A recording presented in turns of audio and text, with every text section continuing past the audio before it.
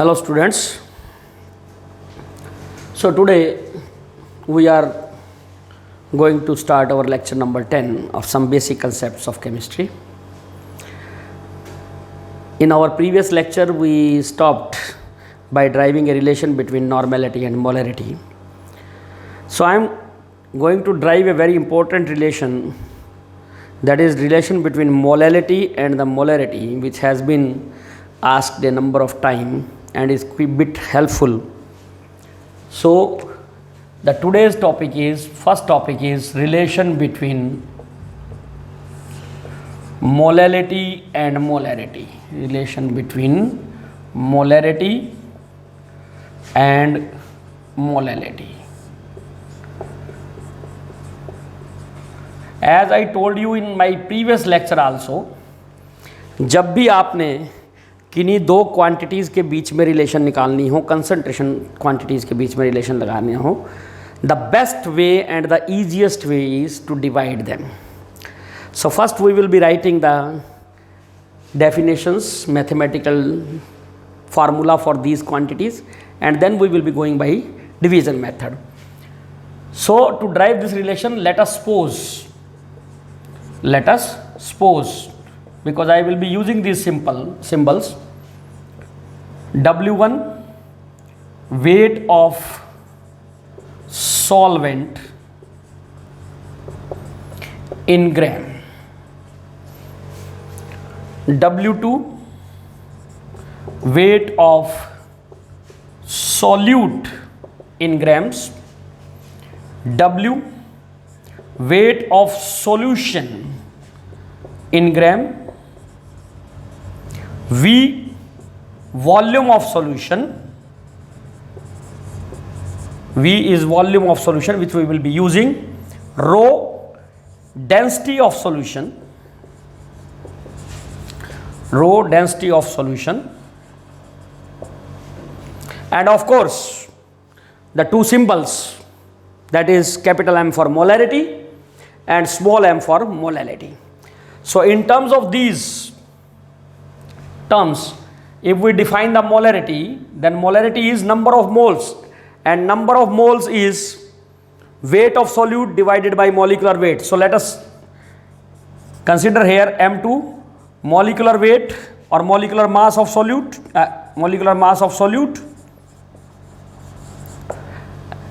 So your number of moles will be equal to W2 by M2. This is number of moles divided by volume of solution. Volume of solution we have supposed as V in milliliter. This is in milliliter, and multiplied by 1000. So this is your definition, mathematical formula for the molarity. And if we go by the molality, then molality is number of moles of solute, that is W2 by M2, into weight of solvent in grams, that is W1, and multiplied by 1000. This is your equation number 2.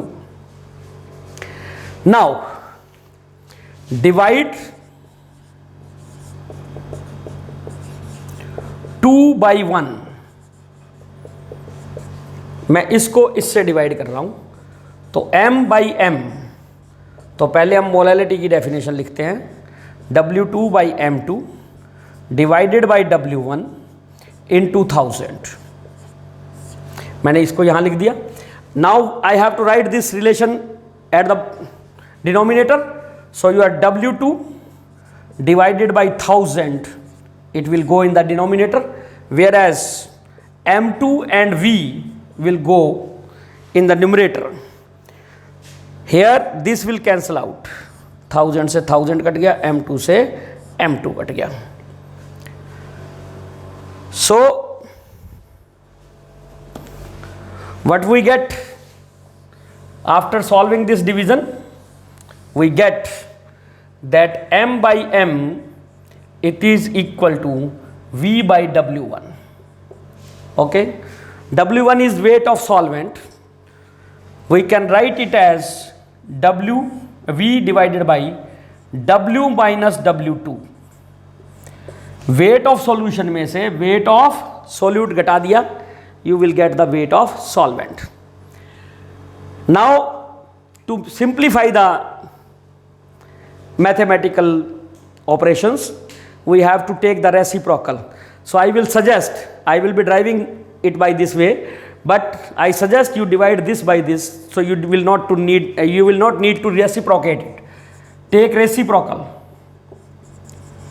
taking reciprocal, हम इसके ऊपर वाली quantity का reciprocal ले लेते हैं, तो reciprocate करेंगे तो इसको उल्टा हो जाएगा, m by m, capital M by small m, that will be equal to W minus W2 divided by V. That will become equal to W divided by V minus W2 by V. इस form में हम ये division नहीं कर सकते थे, इसीलिए हमने इसको रेसिप्रोकेट किया है. This is wait of solution, this is volume of solution. So what is this? Density of solution. W2 मैंने इसको M2 से डिवाइड किया, आई मल्टीप्लाइड इट बाई M2, मैंने इसको M2 से ऊपर मल्टीप्लाई कर दिया, डिवाइडेड बाई V, ये तो था ही हमारे पास, मैंने इसको 1000 से मल्टीप्लाई किया, मैंने इसको 1000 से डिवाइड कर दिया. तो technically I have done nothing, मैंने कुछ नहीं किया है. ये दोनों कट जाएंगे, ये दोनों कट जाएंगे, you will come at this. Now if you look at this relation, compare it with it, this and this, they are same, so we can write it as rho minus m2 divided by 1000. Now you can write down m is equal to 1000 into rho minus m2 divided by 1000. मैंने इसका LCM ले लिया और इस सारे को multiply कर दें हम मोलैलिटी से, या इसको हमने एक क्वांटिटी में रिलेशन निकालना है, ये हमने कर दिया, ये हमारा m बाई m है. ठीक है, अब हमने इसको दोबारा से आप रेसिप्रोकेट कर दो, टेकिंग रेसिप्रोकल या क्रॉस मल्टीप्लाई कर दीजिए आप.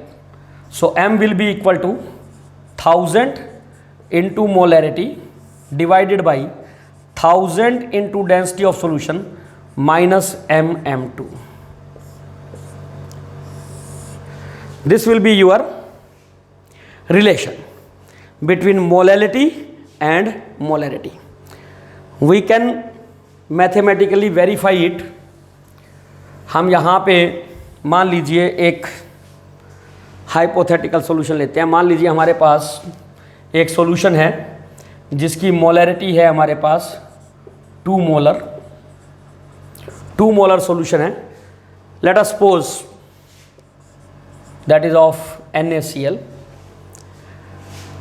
and suppose density of that solution is, suppose I am supposing it just to prove that this relation is correct, I am just supposing it. Let us suppose this density 1.5 gram per centimeter cube. I have just supposed it, it is not the actual, so don't get confused कि ये actual density है. I am just proving that this relation is correct.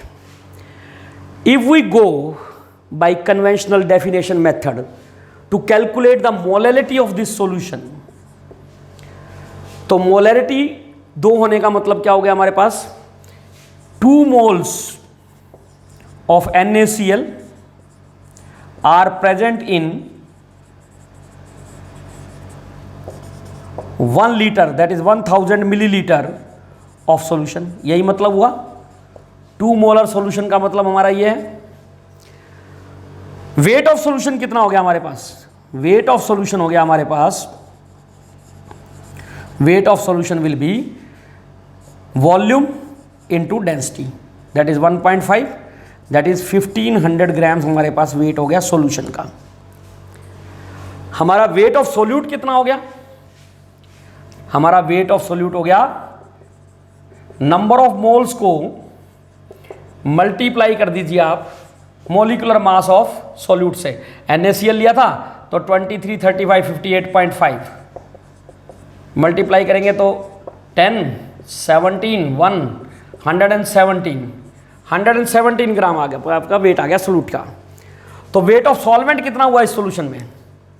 Weight of solvent हो गया हमारा, weight of solvent is wait of solution that is 1500 minus 117, so it will be 3, you are 8,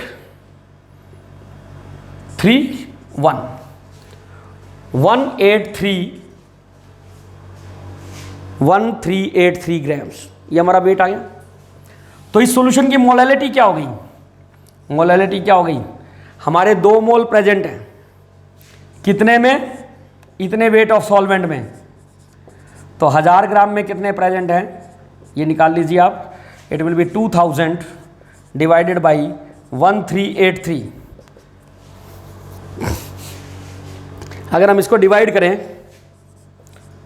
मैं divide कर देता हूं यहां पे, 1383 1 पे गया, 7, 9 में से 1, 9 में से 6, 1 पॉइंट लगाया तो यहां 0 आ गया, 5 पे गया, 5 पे भी गिना, 4 पे गया, ये 1.4। रफली you can say that this molality is 1.4। अब आ जाइए आप, मैं इस रिलेशन को यूज करके मोलैलिटी निकालता हूं। अब ये रिलेशन यूज कर रहा हूं मैं, 1000 molality is 2, density into rho that is 1000 into 1.5 minus m is the molarity 2 into molecular mass 58.5, 1500, ये 117, 2 into 58.5 117, this is 1500 density volume into density of solution.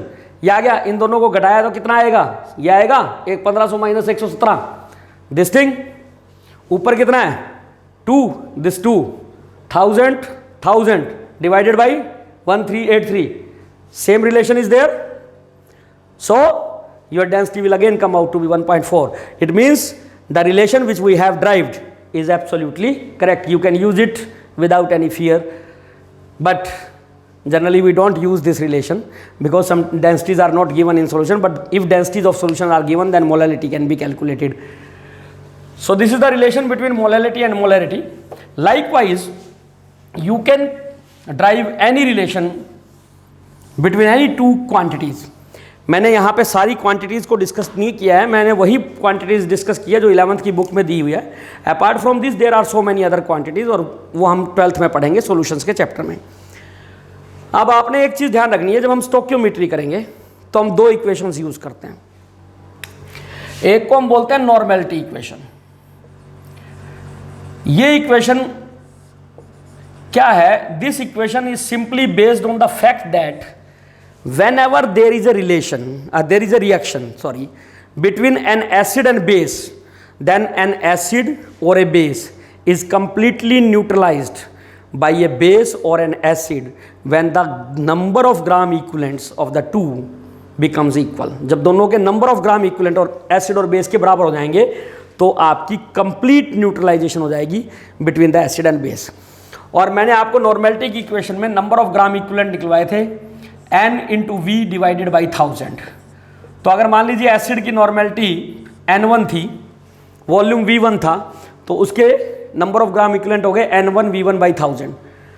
और बेस की अगर नॉर्मेलिटी n2 थी तो n2 इंटू उसका वॉल्यूम था v2 divided by 1000, ये number of gram equivalent of a base हो गए। और मैंने क्या कहा, जब दोनों के नंबर ऑफ ग्राम इक्विवेलेंट्स बराबर हो जाएंगे तो कंप्लीट न्यूट्रलाइजेशन हो जाएगी। It means for a complete neutralization, for complete neutralization these two should be equal। 1000 से 1000 कट गया, आपकी इक्वेशन क्या बन गई? n1 v1 is equal to n2 v2। this is called your normality equation। अब इसी इक्वेशन को अगर हमें नॉर्मेलिटी गिवन ना हो, मोलैरिटी गिवन हो, तो हम नॉर्मेलिटी और मोलैरिटी के रिलेशन को यूज़ करके इसी नॉर्मेलिटी इक्वेशन को लिख सकते हैं n1 m1 v1 is equal to N2M2V2, where N1 and N2 it is the basicity of acid, this is the acidity of base, this is molarity of acid, this is molarity of base. So this is also a normality equation in terms of your molarity.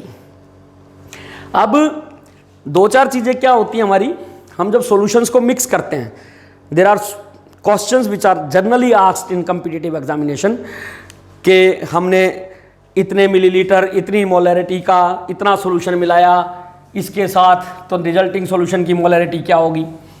तो आपने ये ध्यान रखना है, इसका सीधा सा formula है, अगर नॉर्मेलिटी पूछे, normality of resulting solution if two acids are mixed, मतलब दोनों एसिड हैं, they are not reacting with each other, तो सीधा सा फार्मूला इनका नॉर्मेलिटी निकालने का N1V1 N2V2 divided by V1 plus V2। ये कोई बहुत लंबी चौड़ी डेरिवेशन नहीं है, सिंपल सी बात है। ये पहले सॉल्यूशन के नंबर ऑफ ग्राम इक्विवेलेंट निकाले आपने, ये दूसरे सॉल्यूशन के नंबर ऑफ ग्राम इक्विवेलेंट है, आपने दोनों के number of gram equivalent add कर दिए तो total number of gram equivalent आ गए आपके पास। Total number of gram equivalent को टोटल वॉल्यूम से डिवाइड कर दिया, if this volume is in litres, तो सीधी आपकी क्या आ जाएगी, नॉर्मेलिटी आ जाएगी। लीटर में ना हो तब भी आ जाएगी, क्योंकि इसके नीचे 1000, इसके नीचे 1000, इसके नीचे 1000, इसके नीचे 1000, तो 1000 will get cancelled out. So this is when there is no reaction, similar solutions are mixed, when non reacting solutions are mixed, non reacting solutions are mixed. और अगर एक एसिड और बेस का सॉल्यूशन मिक्स कर दें, in that case N1V1 minus N2V2 divided by V1 plus V2, और इसका modulus लिख रहा हूं मैं। मतलब यह है कि हमें नहीं पता, वो जब हमारे पास सॉल्यूशन होंगे तब तो हमें पता होगा कि किसका अमाउंट ज़्यादा क्या है, तो मैंने मॉडुलस इसलिए लिखा है कि अगर नेगेटिव या वैल्यू आ जाती है तो उसको नेगेटिव लेना, आपने नेगेटिव साइन छोड़ देना है, you have to take the only positive sign, that will give you the result. When acid and base are mixed, acid and base, that is reacting solutions are mixed.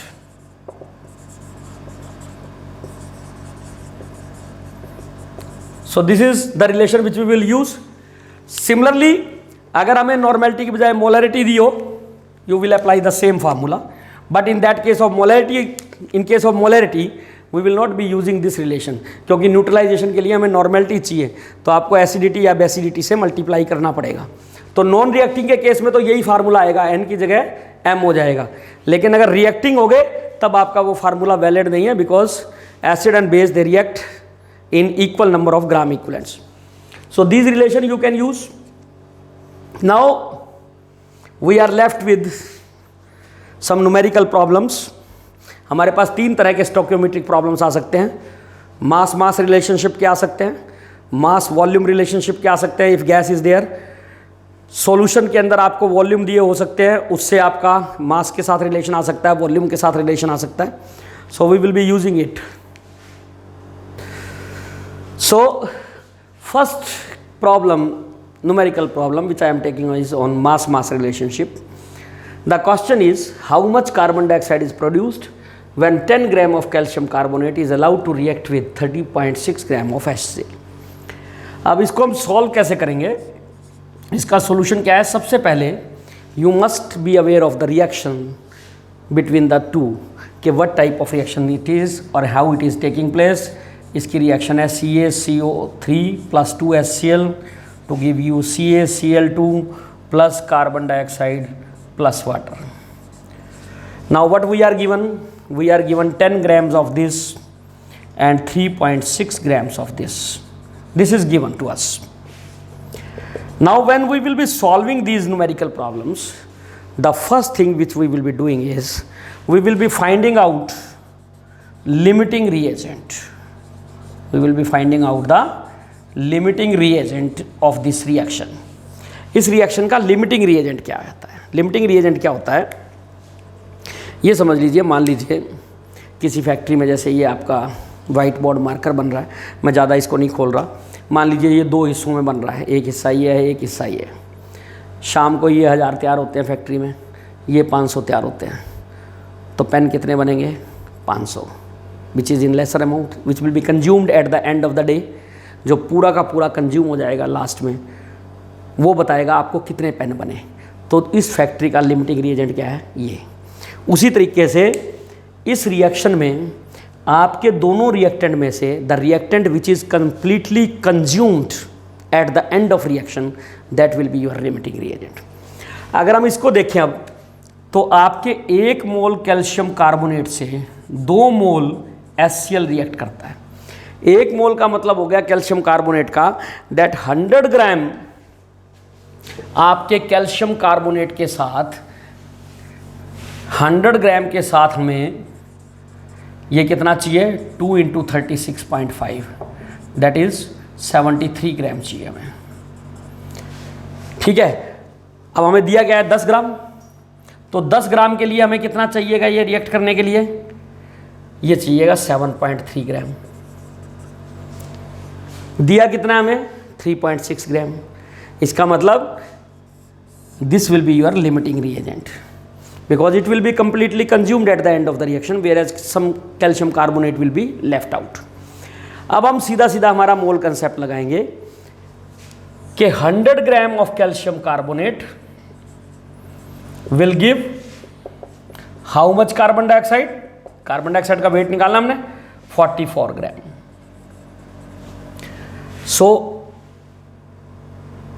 Sorry हमारा limiting reagent HCl था, तो यहां लिखो 36.5, 73 ग्राम, double है ना ये, 73 grams of your HCl, that will give you 44। HCl will give you 44 grams of carbon dioxide and we are given only 3.65 gram. So how much carbon dioxide it will give you? 44 divided by 73 into 3.65. So you can calculate it. अगर हम इसको नीचे करें 10 तो ये 5 पे cut जाएगा,